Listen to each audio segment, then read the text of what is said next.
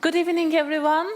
It's great to see a full house today to discuss about the 100 years of the Republic of Turkey. I'm really happy to be here to host you and also distinguished academics on the topic. The year 2023 marks the centennial of the Republic of Turkey, and today we have come together to talk about this, but also primarily to talk about this recently published book by the Leiden University Press. And we are also very delighted to be hosting the editors of the book, Professor Erik-Jan Zürcher and also Dr. Alpienen, who edited this nice collection of chapters, and they will talk about the content of the book soon. And we are also very delighted to be hosting again two dear friends and colleagues of mine, Dr. Zeynep Kaşlı from the University of Rotterdam and Dr. Enno Maassen from the University of Utrecht. And they will be also sharing their insights about the book and also discuss with the editors and exchange their opinions about the content. And we will then have a Q&A round to hear also about what you think about the book. And also at the back you can see that you can also purchase the book today. It's a great book. Don't miss the opportunity to get it. And I do not want to take a lot of time. You can also find more information about the book and also the bios of our speakers. So that's why I would like to start right away with the editors and ask them to give a short introduction of the book. Well, thank you very much. Thank you very much, Beste, for the introduction. Good evening, everyone. This is about this book, 100 Years of Republican Turkey, a history in 100 fragments. We call it Fragments for short. It's a book that has been 4 years in the making. So obviously for us, that's to say for Alp and me, this launch of the book is a very joyous occasion. It's also something of a big relief because getting 70 people to deliver on time and actually produce a book is not without its stresses.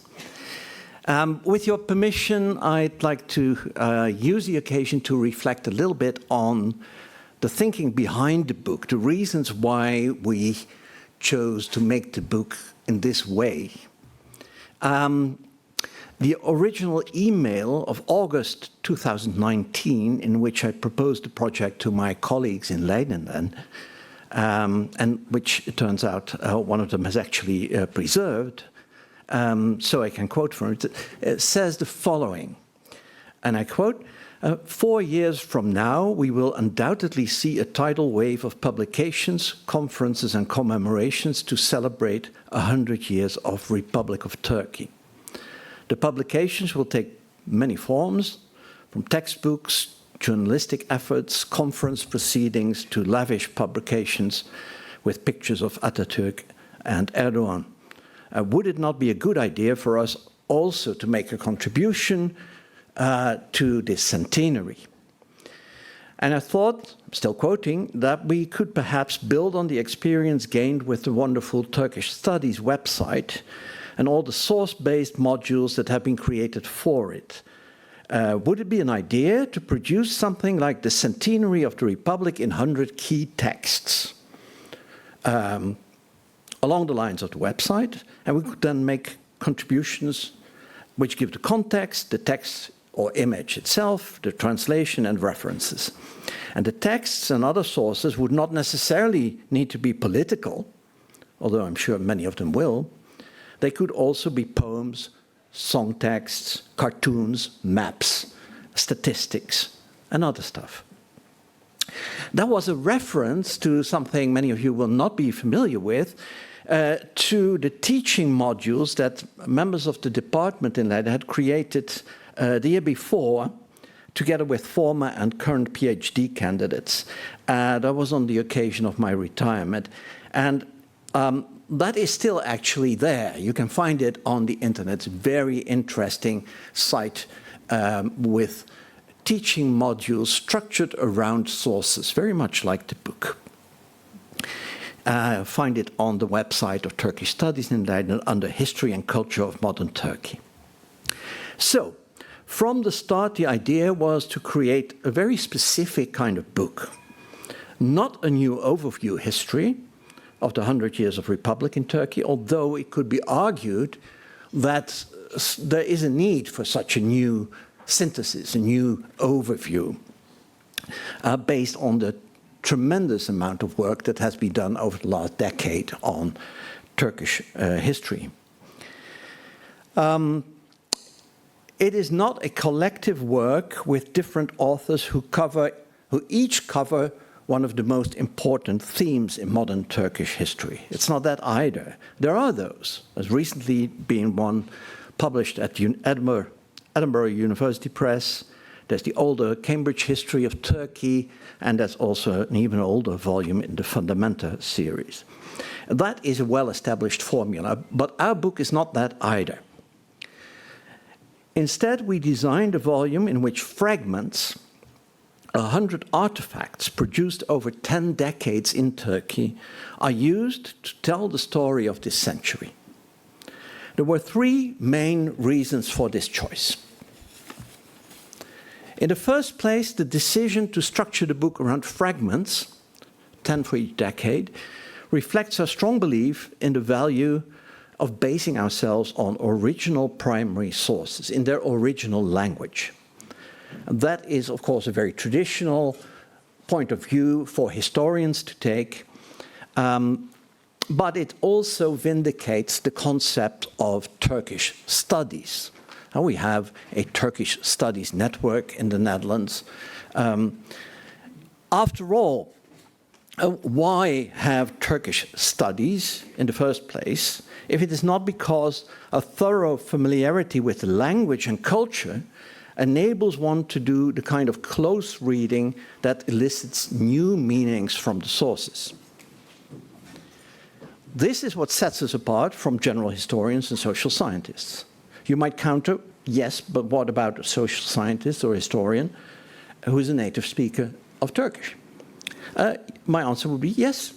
A native speaker certainly has important advantages, but they're also limited in view of the tremendous upheaval the Turkish language has undergone over the past century. And to give but one example, the average highly educated Turk of today cannot make any sense of the writings of the one who founded the Republic a century ago, Mustafa Kemal Pasha Atatürk. At least not if they read him in the original, which was a late Ottoman, modeled on the literary style of the 1860s and 70s. Nor can they make sense of the marginal notes or private letters of many Turks from the 1950s, 60s, or 70s, for the simple reason that these were often still written in the Arabic script, decades after its official abolition. So this book is all about original sources, textual or pictorial, but it's not a source book in the true sense, in which sources are selected, presented, and annotated, and that's that. In our book, each fragment is contextualized in a historical setting, it's analyzed, and its importance, its relevance is explained by experts. And that brings me to the second reason for choosing this format. We have wanted our book to be an example of the use of microhistory to illustrate broader developments in a very concrete fashion. Now, of course, that is not new. Microhistory is an older phenomenon in the historiography of Europe, but in recent decades it's also become increasingly important in the study of Turkey. The selection of the fragments is based on the idea that they are suited to tell us something about a bigger problem or a wider development, and that they can do that more effectively than a historical description alone could. They're not so much illustrations of these phenomena, in as much as illustrations can also be understood as an optional extra to the body of the text. Just something nice to have on the side. They are rather lenses through which we can observe the phenomena in more detail. Taken together, they paint a picture of a century of change.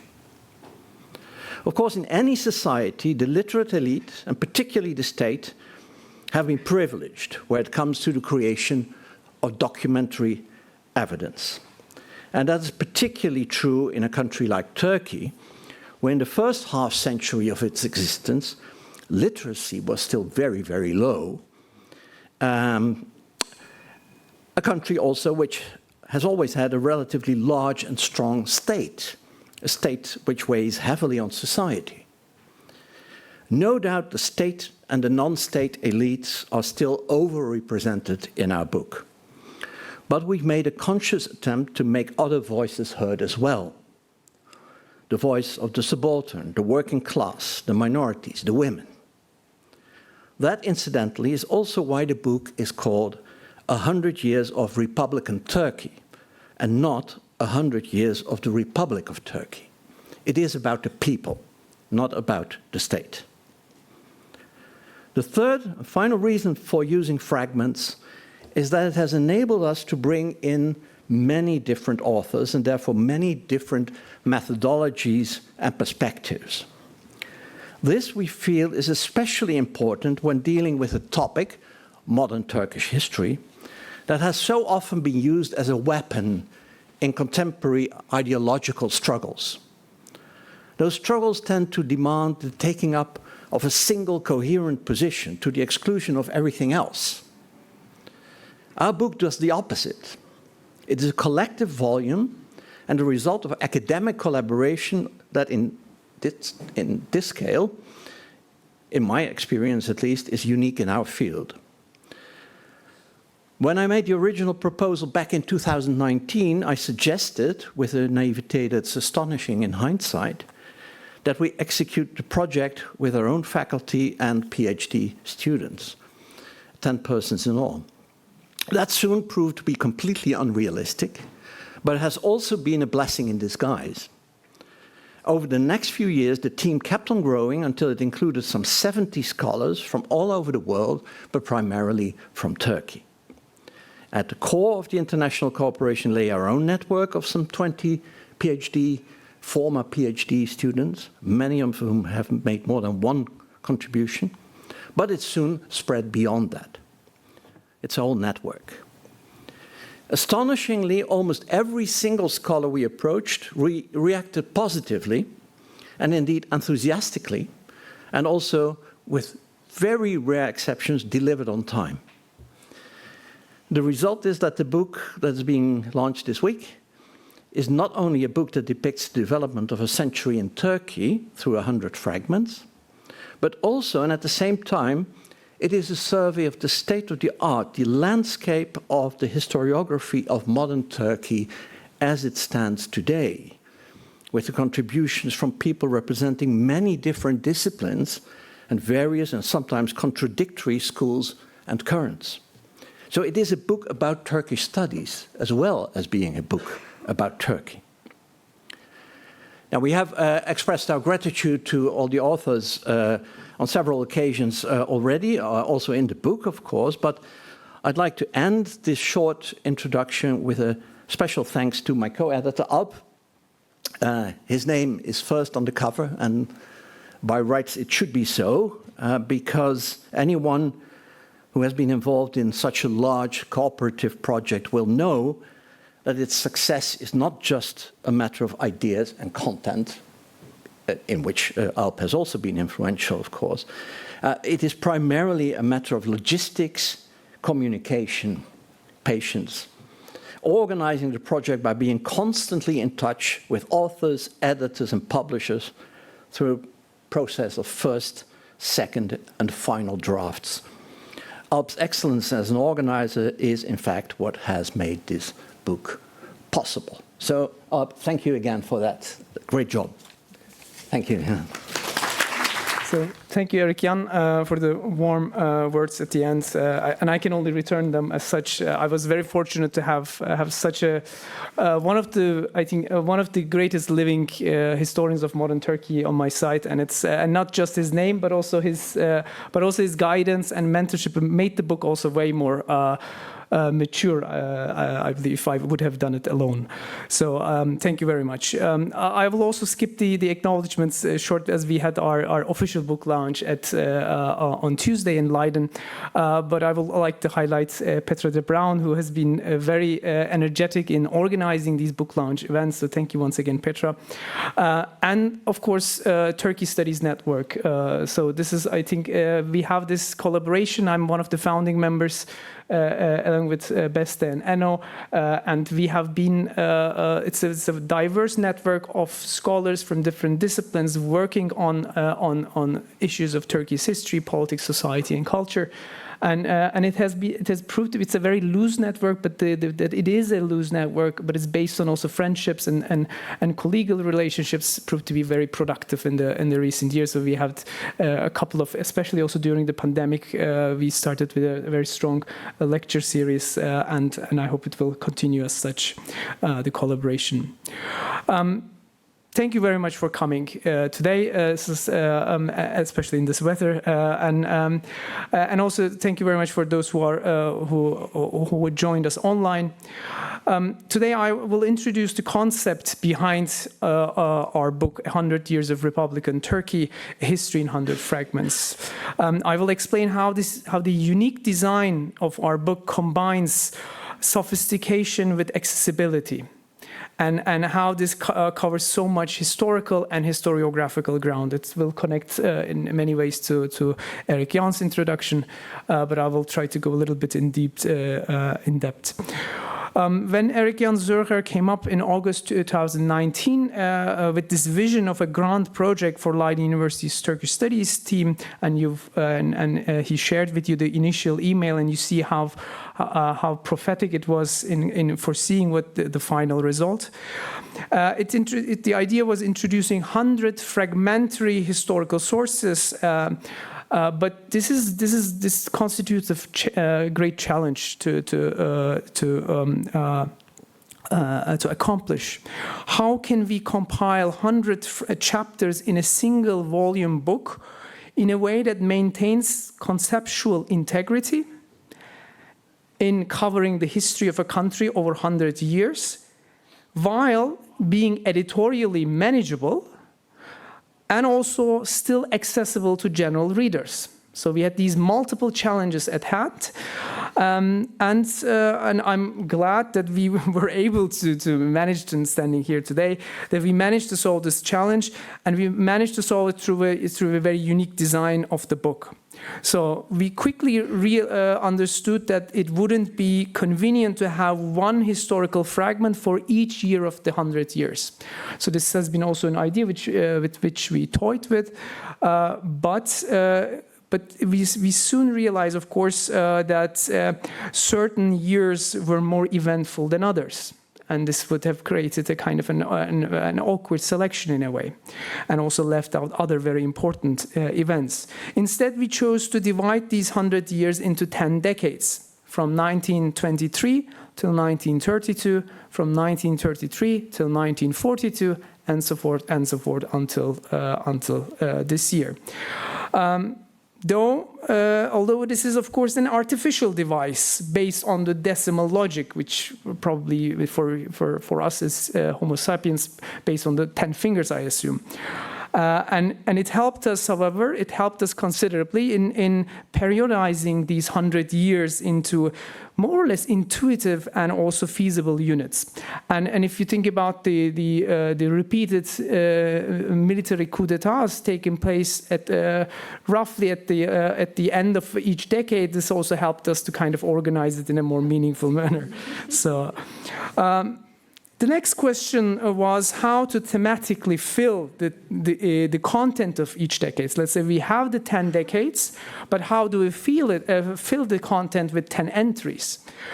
The initial idea of having a more rigid thematic structure of 10 same themes across the decades, namely one for politics, one for society, one for culture, one for gender, and so forth, this proved to be more limiting in practice, and we quickly abandoned this idea because the intersections between these themes, between politics and society and culture and gender and so forth, was way more striking than their boundaries to each other. Ultimately, we embraced a more organic and inclusive strategy of simply exploring diverse ideas without preliminary restraints. And in doing so, we reached out to Erik Jan's former students and friends, and then also to our own colleagues and friends across the world, particularly the emerging generation of brilliant scholars from Turkey. And we encouraged them to propose us a broad spectrum of potential primary sources that could be featured in the book as fragments. And we received hundreds of such proposals, so we could have edited multiple such books with these proposals. But our objective was to sit down and then make the selection based on the proposals we received. And in doing so, it was our responsibility to carefully select the best possible balance mix between central, top-down, elite perspectives with more peripheral, bottom-up and subaltern viewpoints. This approach allowed us to organically shape the content of the book, making it a more decentralized and more inclusive process of collective history writing.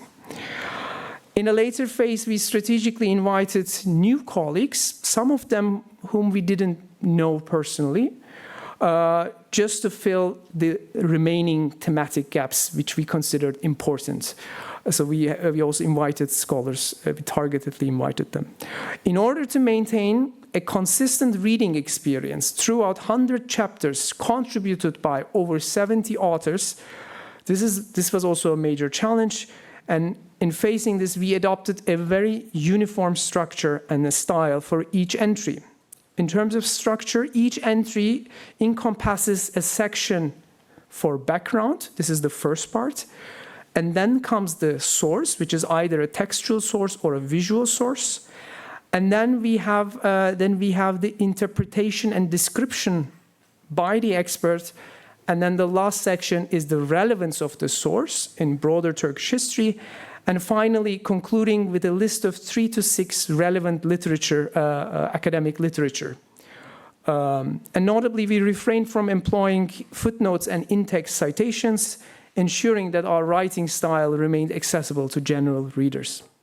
Thanks to our chosen uniform format and style, each fragment stands as an independent entry of its own, mostly 4 to 5 pages.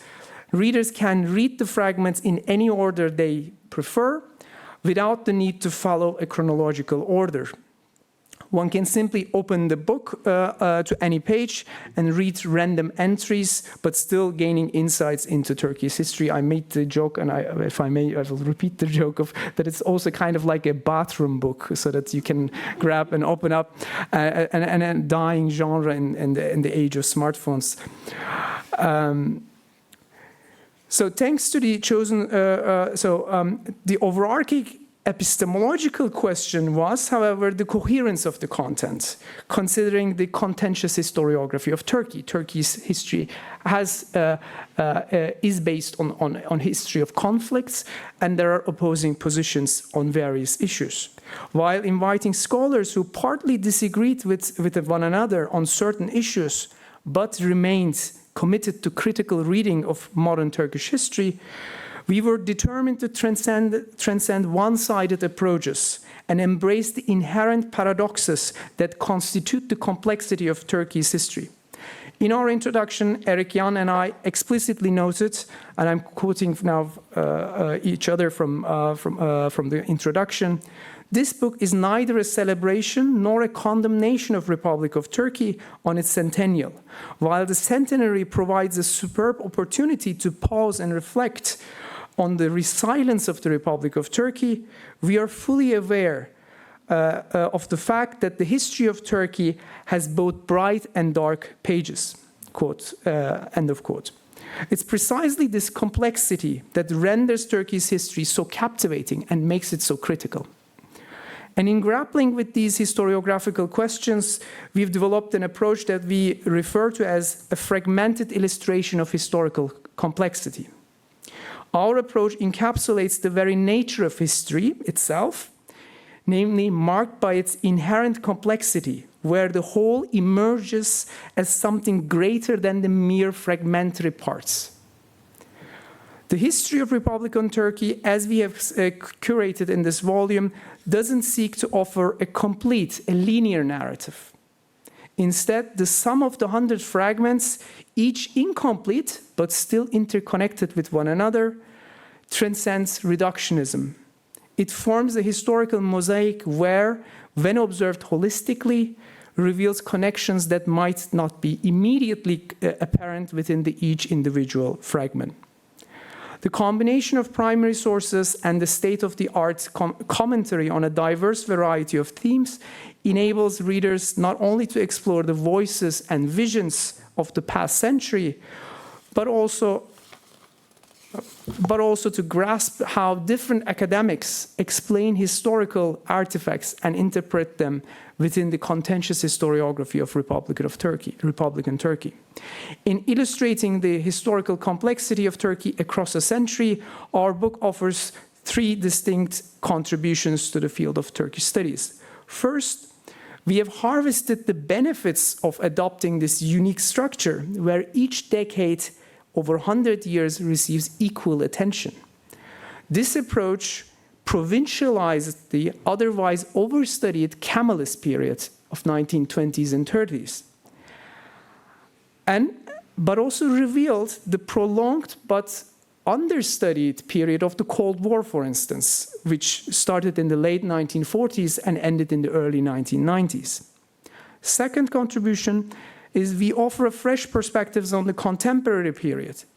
This era, characterized by the rise of AKP, isn't presented in a continuity or a contrast with the foundational Kemalist period, as it has been done so many times in recent years.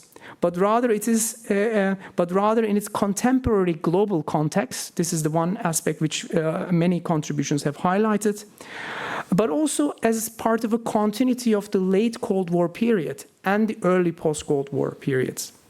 Through this lens, we provide new critical insights into the emergence of Islamist, populist, and right-wing currents, as well as the erupting culture wars of this current contemporary period. Third and lastly, our book offers a remarkable collection of contributions from the emerging subfields of Turkish studies. These include minority studies, urban history, gender studies, women's history, political economy, social movements, intellectual history, and cultural studies.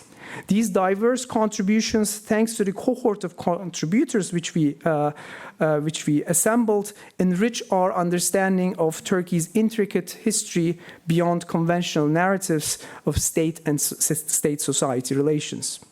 To conclude, at the occasion of the first centennial of the Republic of Turkey, our book, 100 Years of Republican Turkey, A History in 100 Fragments, is a testament to the intricate, multifaceted nature of Republican Turkey's history and historiography. We have assembled a strong cohort of over 70 scholars of Turkish studies worldwide. We have embraced diversity in perspectives, in telling the story of a country and its people. We have curated a rich mosaic of historical artifacts to enable students and general readers to get acquainted with the voices and visions in 100 moments. And we have offered in 100 fragments fresh analytical perspectives on both the past and present of Turkey's complex history. As we have reached the conclusion of the Republic of Turkey's first century, our book unravels the rich tapestry of this remarkable yet rugged journey of a country and its people over 100 years. Thank you. Thank you, Alp and Erik Jan. These were great introductions. It actually raised my curiosity about the book, and I am sure it also had the same effect on you. Again, you can get your copy. The days are getting darker and also shorter. We will spend a lot of time at home, and it's a great opportunity also to give a look at this very rich book. Now we are moving to our discussions. We do not have an order, Zeynep or Enno, whoever wants to start. Yes. I will stay here, seated. Okay, thank you very much. This is really a great way to actually celebrate the 100th year of Republican Turkey, as you rightfully said, from the perspective of the people. It's a great pleasure and an honor to comment on a book that has been contributed by a lot of friends, colleagues, inspirations and mentors also. And as the editors noted, indeed, there are many collections, but this really fills a gap. And I think it will really have an impact in the years to come in people who are interested in Turkey studies, I would say, not necessarily Turkish studies. It gives a really balanced account of the familiar and the fringe, as you also say, and I quote here, and between the top-down and the peripheral perspectives. And I can safely say this because even though my intention was to really skim through some fragments because of lack of time, just wanted to go through a few of them related to my own interests, migration, minorities, Greek-Turkish conflicts, and so forth. I got really hooked up. I couldn't leave it. And I, in the end, read it almost cover to cover. And I went through every decade in order. So I feel like I really came into terms myself also as a Turkish scholar with this history a little bit. And I appreciated the most the effort to shed light on indeed different decades equally, each decade equally. And this gives a detailed overview. But at the same time, it makes a very interesting read for everyone who's not necessarily academic or scholar, who's not necessarily interested in Turkey, but different themes and different periods of history in general. And it's also a great way to introduce Turkey to people like family members in mixed households. So it's a bedside story, I would say, also as much as maybe a bathroom book. And my comments will be focused on the third objective of the book, especially the way that the book acknowledges the critical studies on minorities, urban studies, and Kurdish and women rights, identity politics, and especially on these topics, but entirely in the entire volume, we see indeed this diversity of materials, how they're really masterfully used. Posters, maps, songs, poetry, magazines, and letters penned by officials, but also by people. And I especially appreciated those chapters, those fragments over the displaced or the overtaxed Greeks, for example, letters written to League of Nations, or Albanian refugees in small towns, or tobacco producers from rural Turkey. And these are really very important contributions, I would say, to give voice to the subaltern. And the second point I would like to stress is, as a scholar of mobilities, migrations, and borders and bordering practices especially, I appreciated a lot the fact that there were almost all borders that has been touched upon in different decades, but they were there one way or another. I prepared 2 slides actually on one of them, maybe just to give an idea of what's there on the book. Yeah, this is the first one. So I tried to make it in fragments also, as it is in the book. Thank you. So the first one was The Suspicious Border of Hatay by Ramazan Hakkı Öztan. It's very hard to name every author here, but at least the ones that I'm showing here, I would like to name, of course. Depicts very well the artificiality of that border between Syria and Turkey, and it's been carried over even to today. The second one is the Minister of Interior's map of nomads from the 1930s again, that fragment written by my mentor, Reşat Kasaba, which really very well depicts the incommensurability of on the one hand, the high modernist projects of Turkey at the time versus the cross-border livelihoods and mobilities that has been still having its effect in the region, in the border areas. And the other one is a poem that has been written by Laz artist from 1940s from the border town of Hopa in Black Sea, who spent most of his life in exile in Georgia, actually. It's very interesting, and the poem is really inspired by Lenin, What Shall We Do? That has been written by Nicolas Kontovas. And the other two fragments are more from the recent decades. One on the Cizre massacre, written by Gözde Kırcıoğlu, very well illustrates also how, again, this cross-border dynamics come into play there. And the last one is the most recent, the Greek-Turkish border, which is also where my research is focused on, written by Sibel Karadağ, also illustrates very well how the borders come into play in the migration diplomacy that we all witness here, sitting here in the Netherlands. And all these fragments show how demarcation of borders not only create very practical problems on a daily basis for those who inhabit those regions, but also introduce challenges for the state authorities who then find themselves concerned with the border-induced issues on how to control what crosses and how crosses those borders, be they minorities, migrants, ideas, animals, or goods. And the securitization and the militarization of those borders only leads to more friction and conflict, as we all witness over the course of 100 years. And the last one, the last theme that stood out, at least for me, among many, I had to choose to, because of the time concerns, of course, was the ever-present militaristic masculinity in Turkey, in the Republican Turkey, I would say. And I was especially stunned, and that's the next slide I would like to show. Yeah, here. Stunned by the fragment written by Güldeniz Kıbrıs on this Sezercik movies. So apparently, between 1959 and 1997, there were 23 films shot only on the Cyprus issue. I found this really a very striking number, right? It's a clear evidence on the role of film industry in shaping narratives on Turkish nationalism. And it's, of course, it's widely known by now in Turkey, in people who are interested in the Turkish history and minority issues, that Cyprus issue has been a source of propaganda, which led to a lot of violence against minorities, the biggest instances being 6-7 September, pogrom, which was mainly in Istanbul, but as Stefo Benlisoy's chapter also shows, it's not just in the well-off neighborhoods, it's everywhere.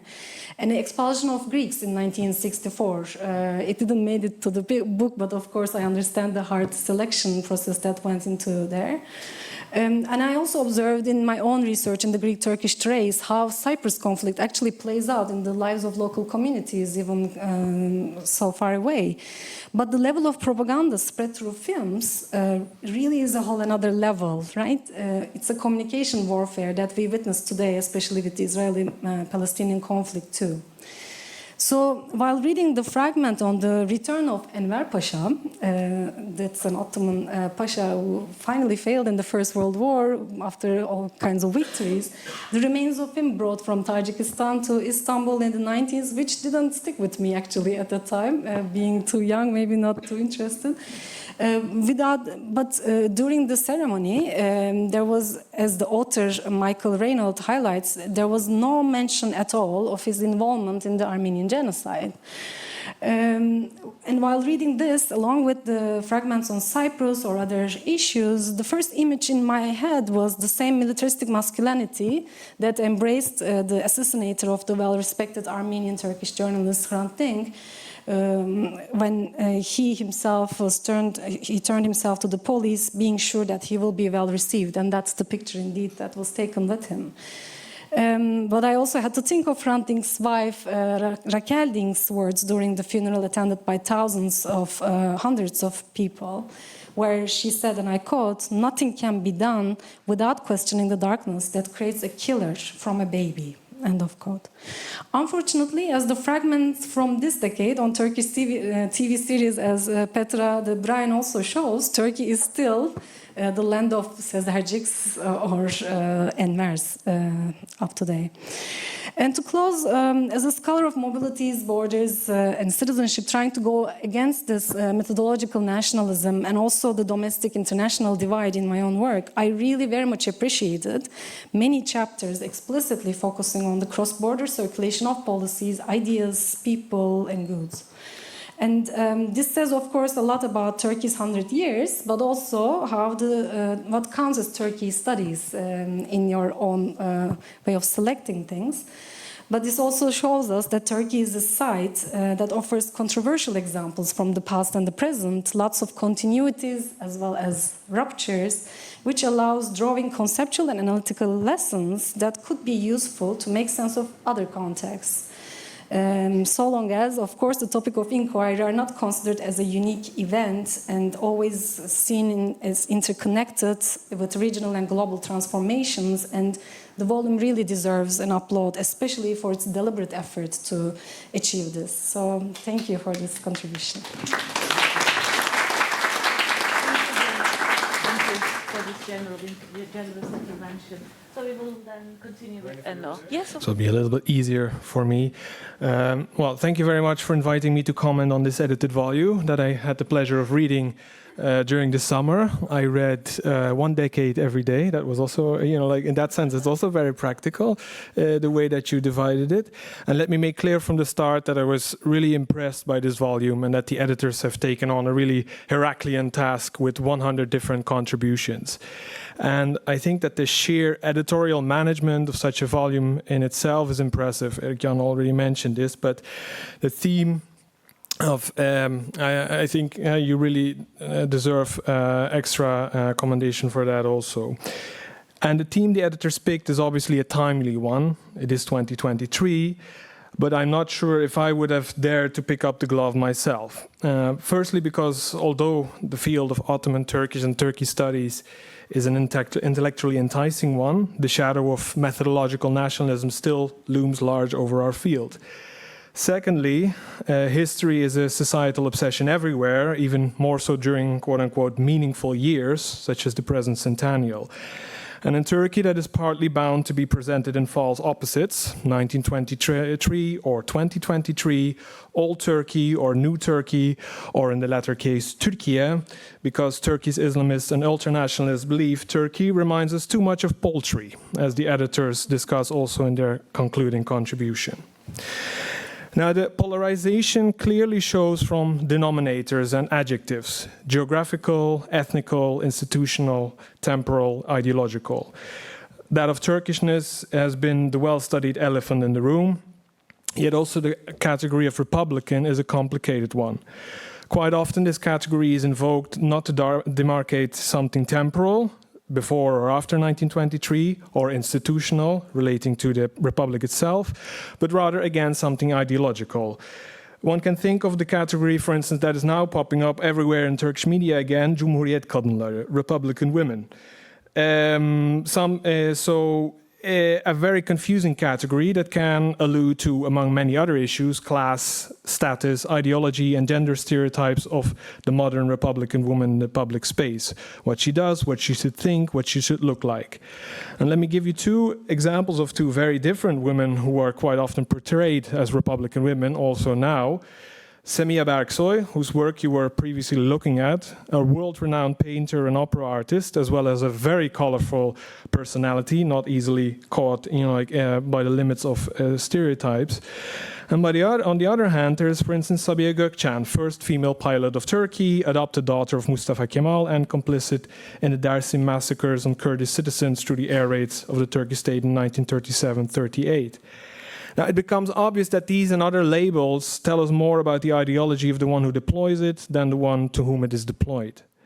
And I think that the editors of the present volume, Alpian and Erkan Zürcher, show themselves to be very much aware of these and other complications of academic writing on Turkey.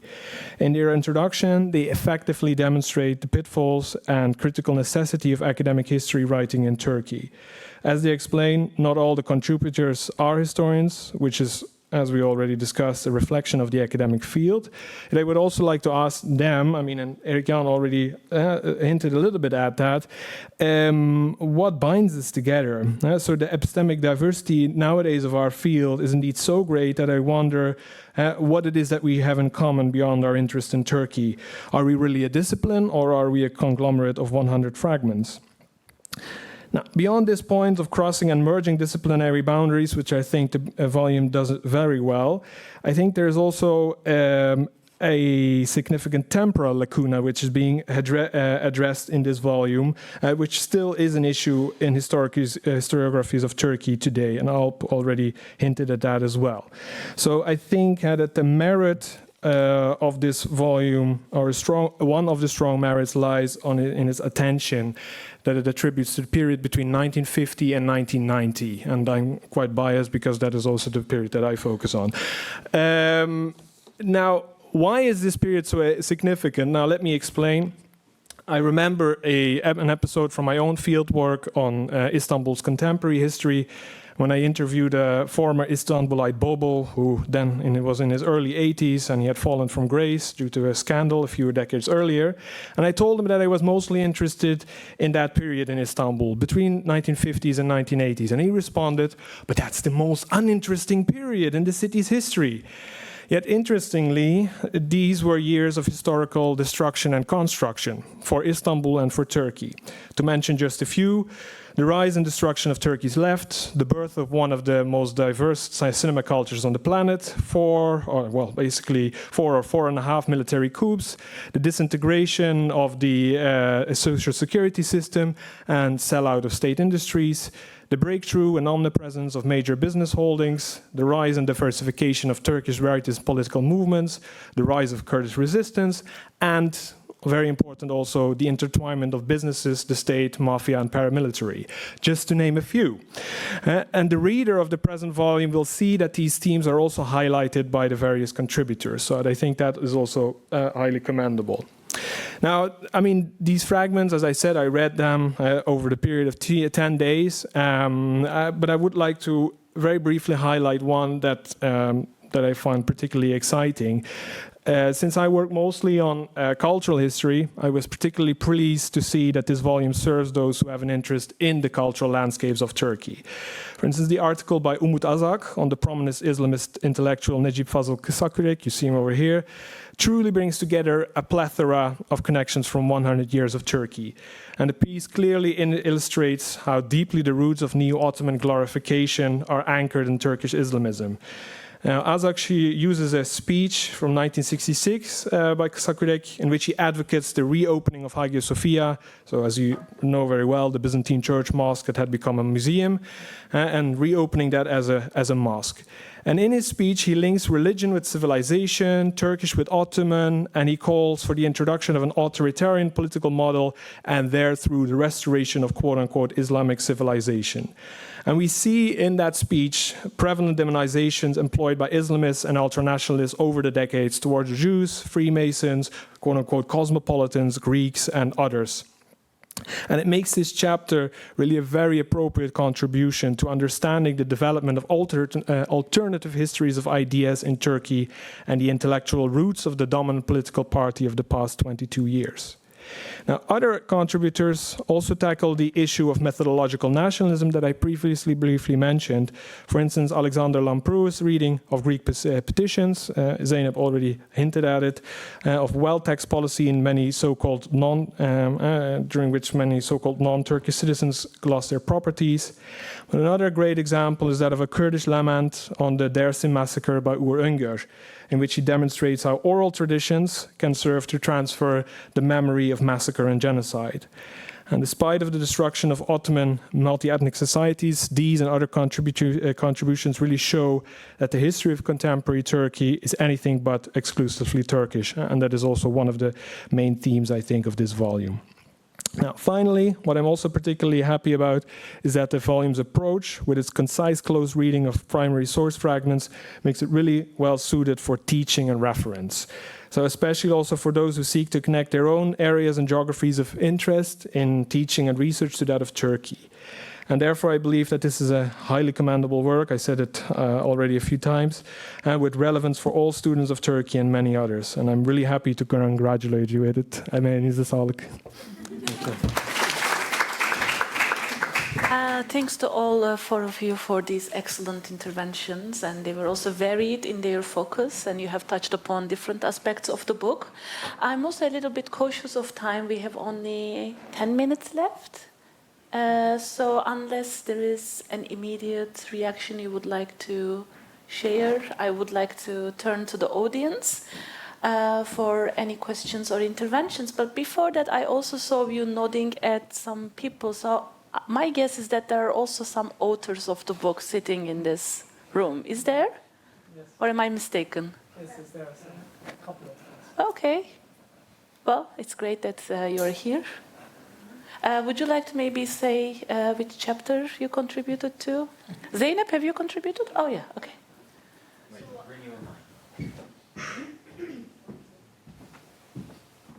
Hi, thank you so much. I'm Zeynep, and I wrote that chapter about Marlboro Law. It's the law about tobacco producers and the neoliberal restructuring of Turkish rural. Okay. Ayhan too? Yeah, Ayhan. Yeah. Hello, everyone. My name is Ayhan Işık. My contribute in this book about the Turkish paramilitarism in the 1990s during the conflict with PKK and Turkish state. Thank you. Very bad, yes. So great that so many authors have shown up today. Yeah, Petra hello. too, yes. Yeah, I contributed 3 pieces. One is the one Zeynep mentioned about the Greek-Turkish population exchange. The other one is about Cizre, and the other one is about the Bosphorus Bridge. Yeah, great. And also Petra?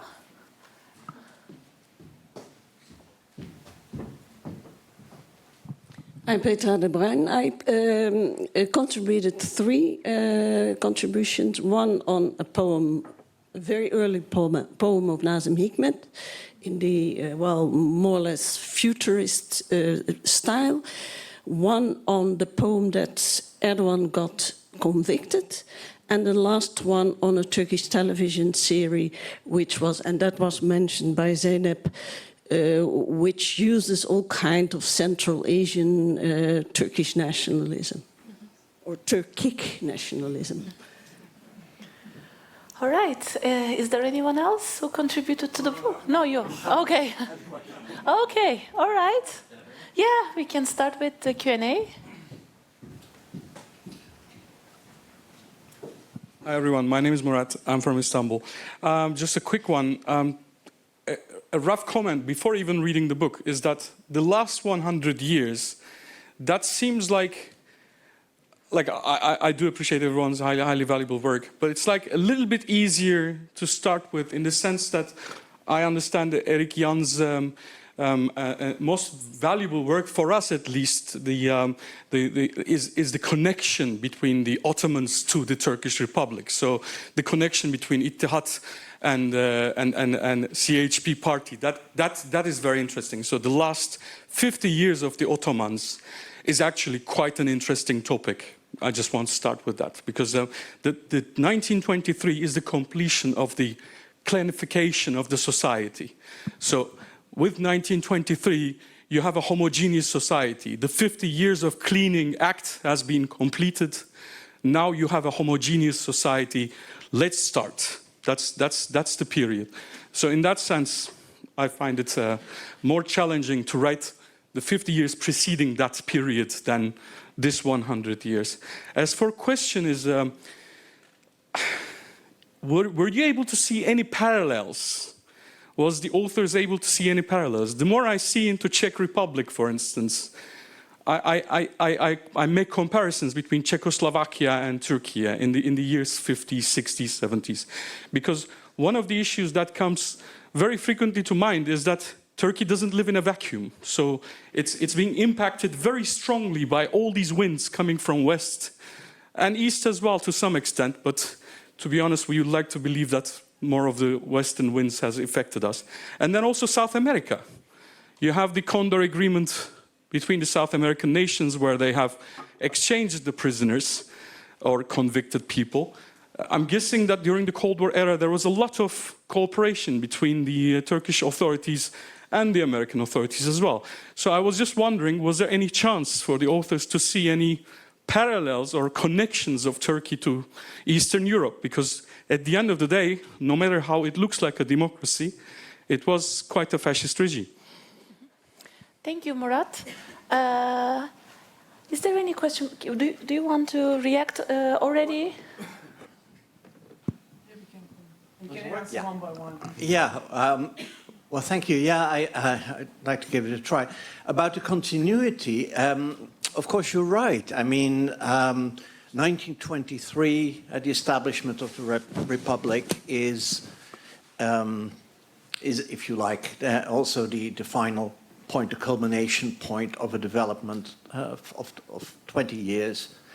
And there's certainly an enormous amount of continuity between that late Ottoman Empire, especially the Young Turk regime, and the early Republic in many ways, in terms of ideology, in terms of personnel, in terms of the state machinery. So that is true. But I mean, the context of this book is this centennial. I think many of our authors who worked on the 1920s and 30s and 40s are very aware of that legacy, the Ottoman Young Turk legacy, and how important it was. But our brief was to work on this century. So that's certainly not meant as a kind of denial of the continuity that you're talking about. And about the second point, but I can answer that better than I can, I think, yes, you're right, of course, there are, Turkey is part of international developments, obviously, like any country. It is true for the Cold War era that you mentioned. It's equally true for neoliberalism from the late 80s onwards. The onslaught of neoliberalism has been felt in Turkey very strongly, but in that it is, of course, far from unique. It's a worldwide phenomenon. And, of course, there are more global waves to which Turkey has been exposed and to which it has reacted in its own peculiar fashion, because being part of an international development does not deny that there is a specific Turkishness to the development in Turkey. Yes, thank you, Murat, for these two very interesting points which you raised. For continuity, I can only acknowledge what Erik answered, since his oeuvre is very much about this continuity, and since the current state of Turkish studies also followed the path that he also opened up. The amount of scholarship is very heavy on that period already.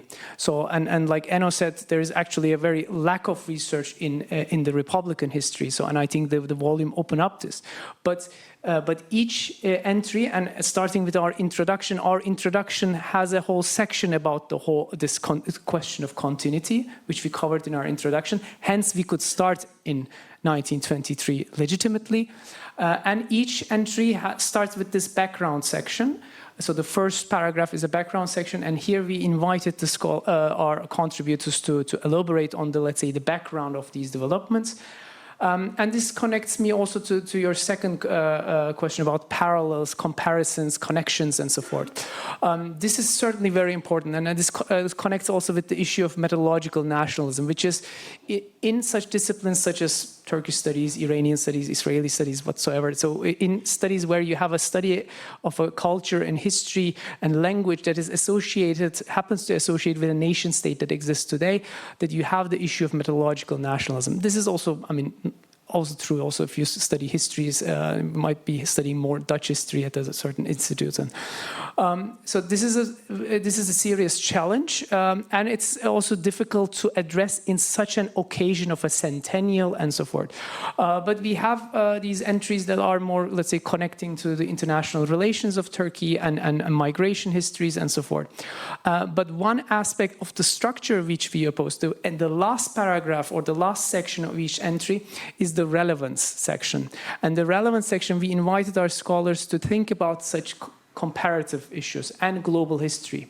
So this was actually where after discussing the primary source in depth, they step back a couple of steps and then look into broader Turkish history, within broader global history. And there comes all these currents of global currents, which Erik Jan mentioned. I hope this helps.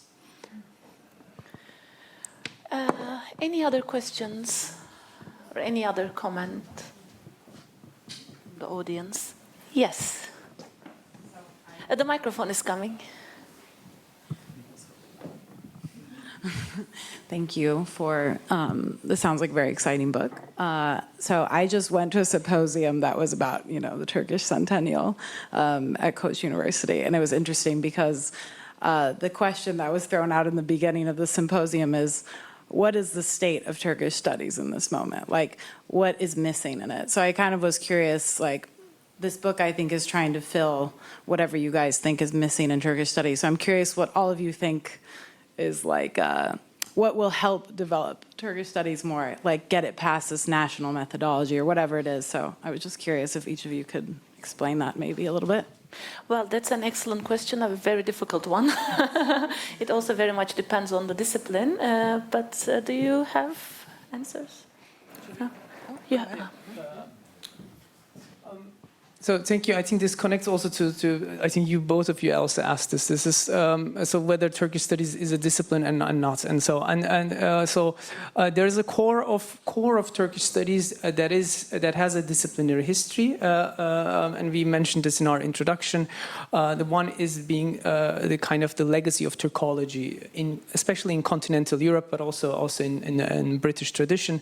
So the European tradition of Turkology, studying the languages and so forth, and Leiden University is also has a very long legacy in this regard.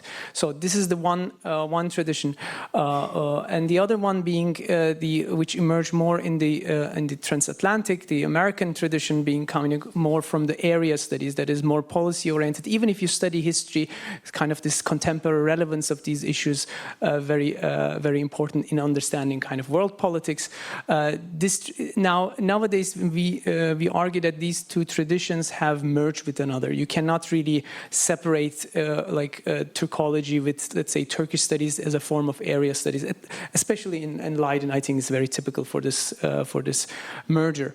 But like I said, we are also part of the Turkish Studies Network, which includes, let's say, colleagues who at universities where there is no Turkish studies, so Turkish studies here only at Leiden University, who are in history departments, anthropology departments, sociology, literature, and so forth. So, and I don't. So I belong to those factions who have this more inclusivist understanding, seeing like all colleagues, whatever discipline they come from, that they belong to a kind of, if they work on Turkey or Ottoman history, that there is an epistemic community there. I think this is important. What is missing, or what is I think that's a bigger question, but I think, so the integration of, I think we need more digital humanities in Ottoman studies to encompass the Ottoman scripts and the weight. I think this is a major development right now.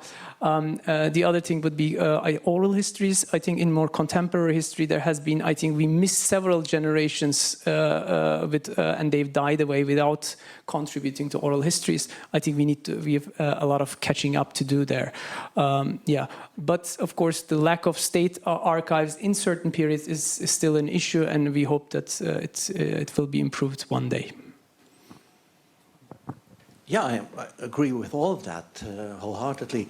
I think when you look at it thematically, perhaps there is still work to be done to sort of take the focus a little bit away from ideological issues and history of ideas, because history has been instrumentalized so much in the contemporary ideological debates in Turkey, all through it, not just now, but throughout its Republican history, but very much again today, because history is a weapon in a battle for hegemony, for ideological and political hegemony. But a side effect of that is that there tends to be sort of perhaps an underlying assumption that people do what they do because of the importance of ideas, and not as much perhaps. There's not as much consciousness of the idea that ideas themselves are weapons used in struggles for interest. So I think what I'm trying to say, I think, is that perhaps historians could focus more on interests and less on ideas if they want to understand developments, what people do. Yeah, well, unfortunately, our time is up, and 1 hour is not enough to discuss such a broad topic like that, and also talk, in detail about the book and have a very detailed discussion. And also, neither of the panelists have followed my rather strict guidelines about timekeeping, but I'm glad you didn't. Because your interventions were very intriguing and also very rich. So I'm really happy that you went a bit over time and explained to us the very rich content of the book. But we still have time. We can still stay here for a while. Please also join us to maybe have some more exchanges with the editors and with the panelists. And I guess we can stay another half an hour here, I guess. Yes. And it's also pouring outside. Just stay with us. Look at the contents of the book more in detail and get your copy. Thank you very much for showing up. Have a great evening.